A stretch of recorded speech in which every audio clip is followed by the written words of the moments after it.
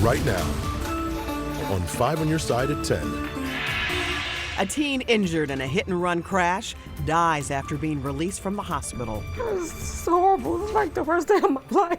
Tonight, his mother shares her heartbreak. Started off this morning, our coldest morning area-wide that we've seen, and the coldest morning in St. Louis. But warmer air off to the southwest settles in. Why tomorrow morning will be different, and why we're expecting another burst of cold air in the next few days. Our top story, 24 hours after her surprise resignation, a former St. Louis school board member shares her concerns with 5 on Your Side. But I felt like it was more of a 2-person board than a 7-person board. More leadership turmoil tonight for St. Louis Public Schools. Good evening, everyone. I'm Kelly Jackson. And I'm Mike Bush. Former board member Sadie Weiss says when she started asking questions about district spending, she was met with resistance. New tonight, she sat down one-on-one with our Brent Sullivan. Brent? Well, Mike Kelly, Weiss tells me she got on the school board to make a difference. When she joined, the former superintendent, Keisha Scarlett, was already hired. Weiss was involved in the decision to part ways with Scarlett. But she tells me that wasn't the extent of her concerns.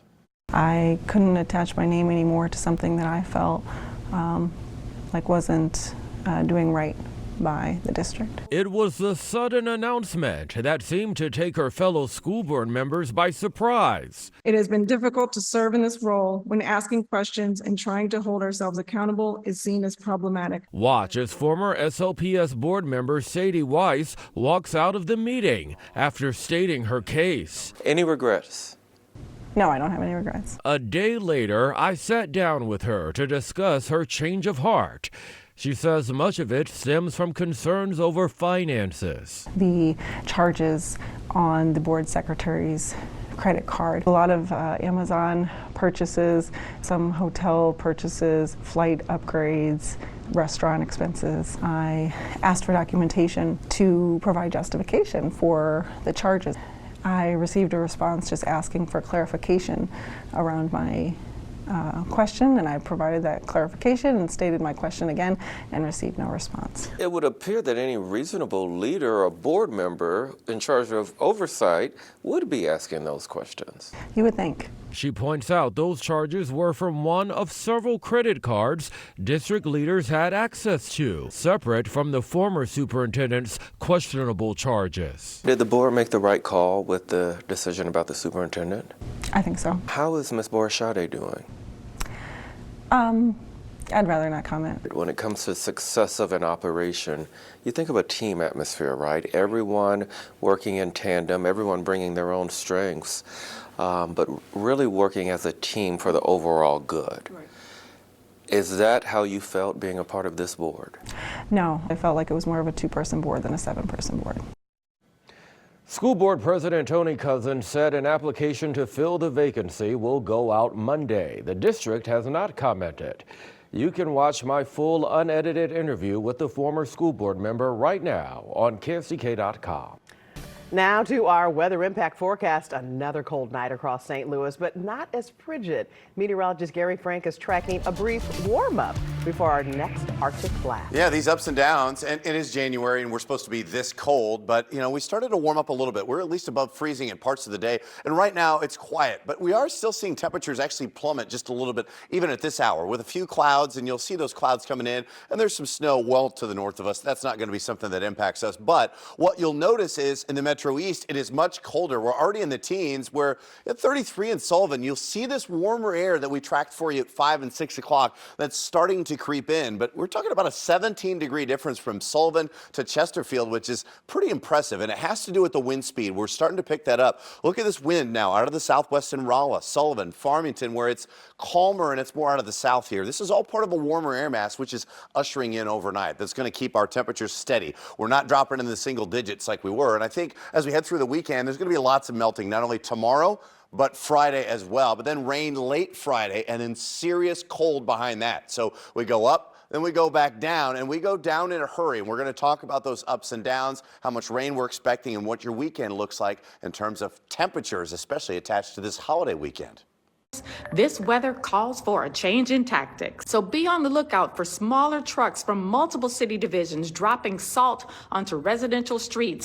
Tonight, St. Louis Mayor Tashara Jones is promising help on the way to clear city side streets. They're still covered in snow and ice 10 days after a winter storm hit the region. The mayor says snowplows will hit wider residential streets where they'll fit. Smaller roads will be then treated with salt. The announcement comes as the Board of Aldermen held a hearing over criticism to the city's response to the storm. I'm hearing from nurses and first responders who can't make it into work. It's just an overall bad situation.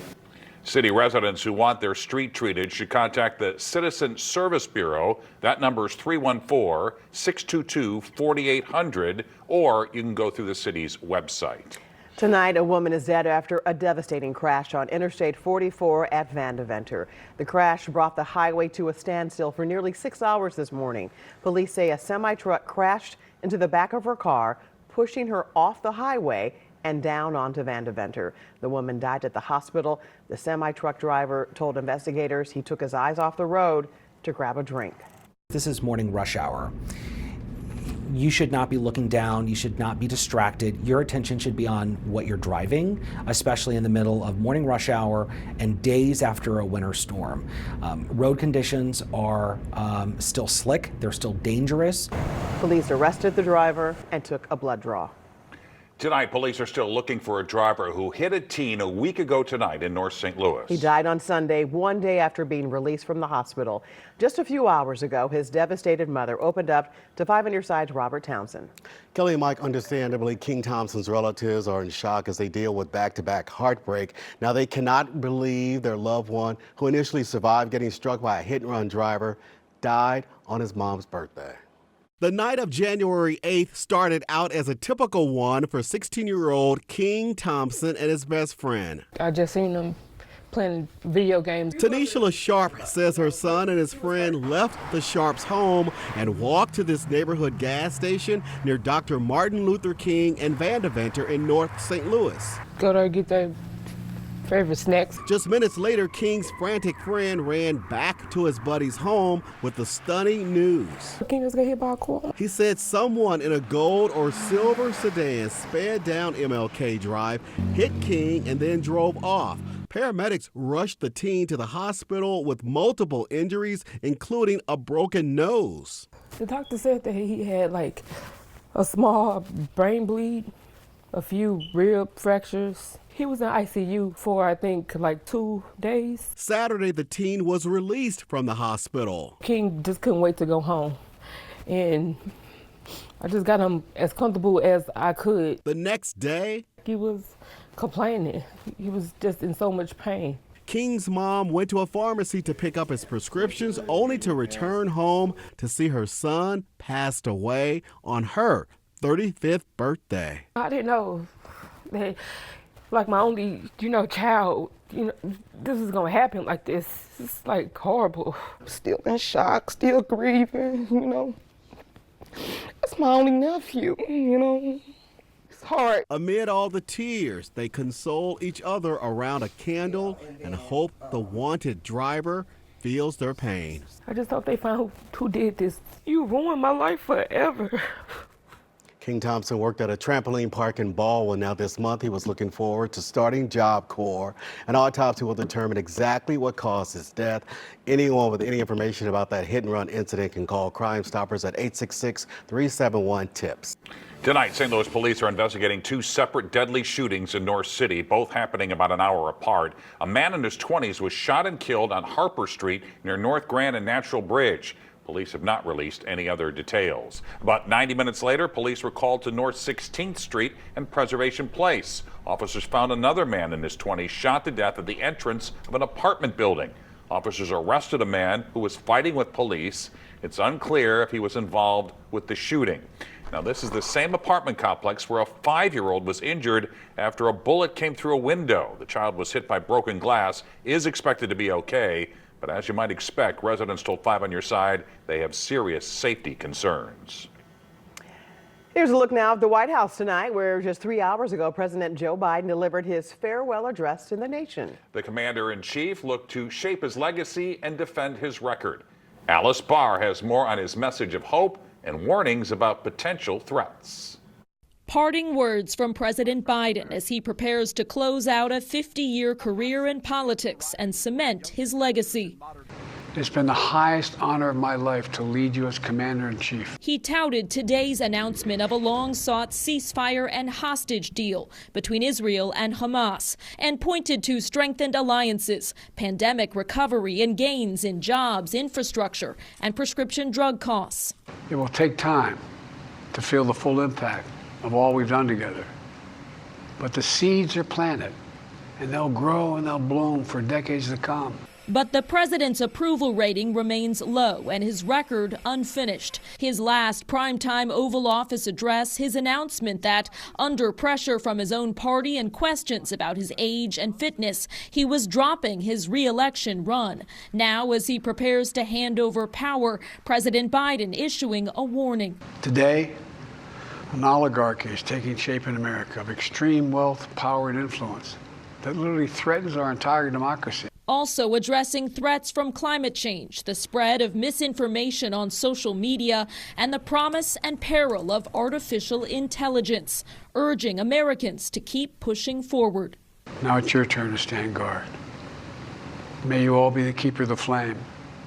May you keep the faith. The president wishing the incoming Trump administration success while offering thanks and hopes for the future to the American people. President Biden is set to attend Monday's inauguration of President-elect Trump, along with the three other living former presidents, Obama, Clinton, and Bush. In Washington, Alice Barr, NBC News. If you missed the president's farewell address to the nation, we will re-air it in its entirety on the 5+ streaming app. That's at 10:30. It's free to download on your Apple, Roku, or Fire TV. Testing the age limits. Older drivers are safer drivers. The push tonight to keep Illinois seniors in the driver's seat longer. Disappearing app? TikTok's days could be numbered. Tonight we verify what will happen with your phone. Today, we felt it this morning. This was the beginning of the coldest statistical period of the year so far, between now and January 23rd. Why we're really going to feel that the next few days, and why there are some minor changes here as early as this weekend. Firefighters and residents in California are facing new challenges from the LA wildfires. So far, at least 25 people have died in the fires. Officials say multiple hotspots within the devastated neighborhoods are still burning and keeping people from going home. Health officials are also warning residents of toxic ash from the fires.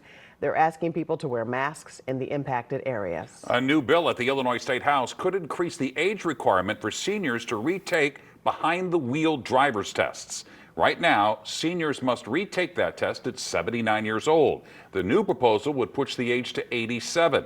The bill was drafted by Illinois Secretary of State Alexi Giannoulis and the AARP, saying the current rules are not fair. The latest statistics from the Illinois Department of Transportation reveal that in 2023, the crash rate for drivers 75 and older is just over 24 per 1,000 drivers. This is lower than every age range of drivers between 16 and 74 years old. This is the safest category of drivers in the state of Illinois. The bill also calls for allowing family members to report a relative's unsafe driving. Tonight, we're just 4 days away from a possible end to TikTok in the U.S. A federal ban goes into effect Sunday. The Supreme Court appears likely to uphold the ban unless the popular social media app is sold by ByteDance. That's the China-based parent company. According to the Washington Post, President-elect Donald Trump is considering an executive order to suspend the enforcement of the ban for 60 to 90 days. With 170 million users, many Americans are wondering how this will impact their personal use of the app. Tonight, the Verify team breaks down what to expect if the ban goes into effect. Here's Audie on day 2. I'm going to verify some popular claims about how the TikTok ban could impact your use of the app. First up, some people on social media have wondered whether TikTok will immediately disappear from their phones. That's false. The app isn't just going to vanish from your device, but it might not work. TikTok reportedly plans to shut down the social media site in the US if the ban goes into effect. According to the New York Times, in India, which banned TikTok in 2020, when users try to open the app, they see a screen that says service not available. But what if TikTok doesn't actually shut down the app? Can you still use TikTok if the ban goes into effect? Yes. That's because the ban is actually aimed at app stores, not individuals. The law prevents the app from being available on Apple and Google's app stores, meaning new users wouldn't be able to download it or update it. This also means that over time, the app would likely become unusable, not to mention a potential security risk. Next, will TikTok be accessible from an internet browser once it's banned? No. Under the law, once the TikTok ban goes into effect, web hosting companies will also be barred from hosting the website online. And finally, some claim that US TikTok users who opt to use a virtual private network, or VPN, to change their location to outside the US in order to access the website wouldn't be in violation of the law. That's also true. A provision in the law says individual TikTok users cannot be prosecuted. With your Verify, I'm Ariane Till. TikTok also reportedly plans to give users the option to download all their data so they can take a record of the personal information with them. What would you like for us to verify? Send us an email to verify@ksdk.com. A health alert tonight. The FDA is banning the use of a controversial food dye. Red number 3 is used in thousands of foods, drinks, candies, and cereals. It's made from petroleum. Scientists found it caused cancer in animals. All states must now stop using the dye in foods by 2027. An Illinois state lawmaker pushed for the ban last year. These type of additives are unnecessary. They have clearly been identified by the science community as unsafe for human consumption. This is a real civil rights issue, the right to be able to be healthy and the right to be able to consume food that is not poison.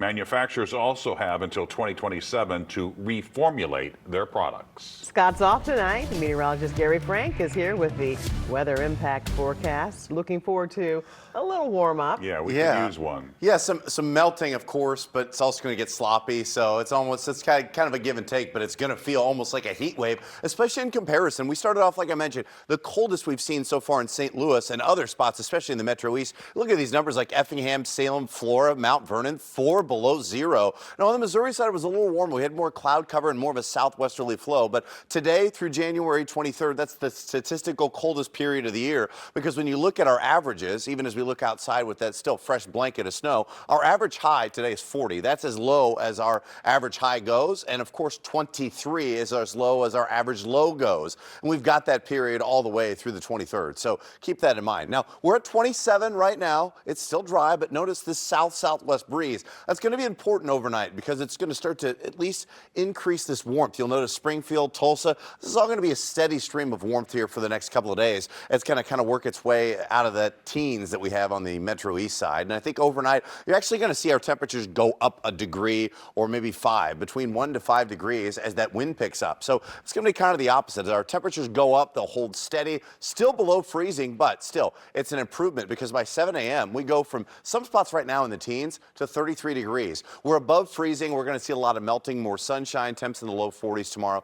Excellent day, slightly above average, like I just mentioned. And I think you'll see that trend continue on Friday. Look at these numbers in the mid 40s, low 50s. And even as clouds increase, I do think it's still going to be a pretty nice day. Notice I'm still keeping it dry for now. I think most of Friday is dry. But as we start to see rain increase by Friday night, I think that may be spread a little further north. But still, we're above freezing. This is liquid, and it's going to continue to maybe melt some of that snow, but maybe get rid of some of the stuff in the streets as well. And then, of course, the cold air settles back in. And that's what we're really focused on because we have significant cold air. Look at this, 10 below. We have a lot of cold air, but it's not even into Canada yet. And as we watch it over the next couple of days, watch this cold air. You'll see that big white blob surge further south. 19th, 20th, 21st. That's when that cold air really settles in. And what this may look like in terms of wind chill for the holiday on Monday morning, somewhere between 5 and 10 below. And that's the extent of the really cold air that we see for a 2 to 3 day period. So 43 tomorrow with 51 on Friday. Evening rain. And like I mentioned, I think heavier rains off to the south, but then it starts to cool down by Saturday. We'll watch our temps fall from the mid 30s in the morning on Saturday to 15 overnight. So it gets cold in a hurry. And then by Monday, we're back in the single digits and teens for highs. So, like I said, it's supposed to be that cold. This is when we see it, but ups and downs. Up and down is right. It's not accompanied by snow this time. That is true. Yeah. Gary, thanks. Frank is here with sports. Well, like the temperatures tomorrow, this sportscast will be slightly above average. A St. Louis Rams coach has a strong connection to the Lions. We have a historical basketball team in our area, and something very bad happened for St. Louis sports fans years ago on this day. This 5 on Your Side Sports Report is sponsored by Onder Law Injury Attorneys. I appreciate all of you Chiefs fans in St. Louis, but I root for St. Louisans in the NFL, and the Detroit Lions have 6 of them on their roster, and that is not the only connection we have with the Lions. For the story, we head to Lombardo's restaurant at the airport. Please try the toasted ravs. Mike Martz was the featured speaker with Randy Carricker and Jim Thomas at the Tom Lombardo chapter of the National Football Foundation. The former Rams coach actually coached Lions head coach Dan Campbell when he was a tight end, and the two communicate all the time. I told Danny, I texted him 2 weeks ago, I said, you're the closest thing to what we did in '99 than anybody I've seen. And he had a real nice comment about that. He said, thanks, Coach. But they're special. I think they're living under a star. They're in a special place in time like we were. For 5 years, the standard of sports excellence in our town has been found off Normandy Avenue. The Incarnate Word Red Knights had not lost a game since February of 2020. Over the weekend, their streak became historic. The Red Knights beat Blue Valley North for their 139th straight victory on Saturday. That broke the all-time national streak for girls 5-on-5 basketball. They've won another game since then, so the record now stands at 140. All those wins have helped build Incarnate's national reputation, and they have no plans on stopping now. I didn't even know we beat the record until everybody started saying it, because it's just so natural for us to win, and we always focus on the next game every time, so I didn't feel anything until everybody said something. I was like, oh, wow. I think people knew who we were, but that just kind of solidified it a little bit more, and how good we are, too, but how humble we are. We don't talk about it unless the media talks about it. We're making history every single game. Which is very, very cool. And, ideally, we'd like to put this thing way out of reach for anybody else to get it, because obviously you want to keep that record. The Missouri Tigers are off to their best start since joining the SEC. Beating number 5 Florida is their second win over a top 5 team. Duke transfer Mark Mitchell has played lots of big games, and he told me this morning, well, this team is fearless. Yeah, absolutely. Anytime we go against anybody, there's no fear in our heart. Obviously, college basketball, anyone can be anyone nowadays, with the dispersed talent. And I think we just know we have a really good team. We have a lot of talent that we know when we're right, we're playing together, playing with each other, we can beat anybody. And finally tonight, on this day 37 years ago, we lost the football Cardinals. I don't blame the city for the Rams leaving. For the Big Red, it's clearly on us. We were senseless and stupid. All Bill Bidwell wanted was a stadium. Busch Stadium was for baseball. Civic Progress, a group of wealthy St. Louis businessmen, said no. Gene McNary was the county executive and said, I'll build you one in our city. Civic Progress said, well, if you do, we won't buy suites or premium seats. That's mature. Bidwell kept asking for the stadium, and the years went by. And our city just bickered and bickered. And then there was the mayor, Vince Shabel. He came in late with concepts for a stadium downtown. Bidwell said, you can build it, but I'm not selling Anheuser-Busch products. He had already made up his mind. So Bidwell pulled a Horace Greeley and moved west. Just 3 years later, Governor Ashcroft signed the financing bill for the dome. A St. Louis radio guy called Bidwell in Phoenix to ask what he thought about this. He said, quote, if this had happened 4 years ago, this would be a local call. And now you know the rest of the story. We blew it, and then we won the lottery in hell with Stan Kroenke. And that's Frankly Speaking for tonight. Football follies. The Kansas City Chiefs make a Hail Mary pass off the field ahead of another playoff run. The Kansas City Chiefs are hoping for a Super Bowl three-peat. And to celebrate another playoff run, the team has released a new comedy series. Hey, before we start our adventure, would you mind putting this on just in case? Wait, you didn't wash this after last year? You can't wash the magic out. The magic number is the story of two fans looking for a third friend in hopes of bringing the team good luck. It's narrated by Kansas City native Jason Sudeikis of Ted Lasso fame. Stars comedian Pete Holmes, actress Holly Robinson Peete, and Law & Order star Christopher Maloney. You can watch the series on the Chiefs YouTube channel. Gary has a final check of our weather impact. Yeah, colder, it's settling in, but we're going to enjoy the next couple of days. More melting Thursday. Hopefully that clears up some of the side roads. We're not in charge of that, so I don't know what to tell you. But in the sun, it is going to feel better. Temps in the low 50s, then temps fall Saturday morning, and through the tail end of the weekend, it gets much colder Sunday and Monday, where we're going to struggle to get to 20 degrees for about 3 straight days. At least it doesn't look like that's going to be a consistent basis. I wonder if Taylor Swift does the music for that Chiefs series. She should. She should. There you have it, 5 on your side at 10. We're always streaming on 5+. And be sure to start your day with Today in St. Louis, and that starts at 4 a.m.